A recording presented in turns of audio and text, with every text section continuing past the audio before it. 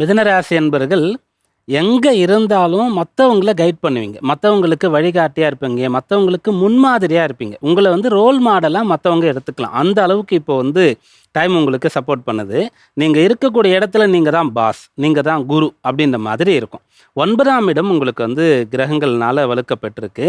அஷ்டமத்தில் செவ்வாய் சந்திரன் சேர்க்கை இருந்து இந்த வாரம் தொடங்குகின்றது. அப்போ என்னன்னா எதையும் பார்த்துடலாம் அப்படின்ற ஒரு வைராக்கியம் உங்களிடத்துல இருக்கும். மனோதிடம் உங்களுக்கு இருக்கும்.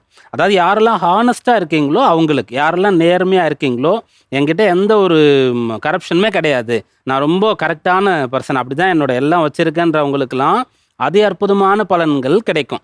யாரெல்லாம் வந்து எப்பயுமே உங்களுக்கு டபுள் மைண்ட் இருக்கும், நல்ல விஷயத்தையும் செய்ய தெரியும், கெட்ட விஷயத்துக்கான எல்லா வழியும் உங்களுக்கு தெரியும், அதை யூஸ் பண்ணியிருக்கீங்களோ அவங்களுக்கெல்லாம் அது வெளிப்படக்கூடிய தெரியக்கூடிய ஒரு காலமாக இருக்கும். அஷ்டமஸ்தானத்தில் செவ்வாய் சந்திரன் சேர்ந்து இருக்கும்போது 9ல் சூரியன் ராகு சேர்ந்து இருக்கக்கூடிய டைமில், அதனால் மடியில் கனம் இல்லை வழியில் பயம் இல்லைன்னுவாங்களே, அப்படி மிதுன ராசியில் இருக்கக்கூடிய யாரெல்லாம் வந்து ரொம்ப கரெக்டாக இருக்கீங்களோ உங்களுடைய வேலையில் பிஸ்னஸில், அவங்களுக்கெல்லாம் இந்த வாரம் அதி அற்புதமான பலன்களை கொண்டு வந்து சேர்க்கும்.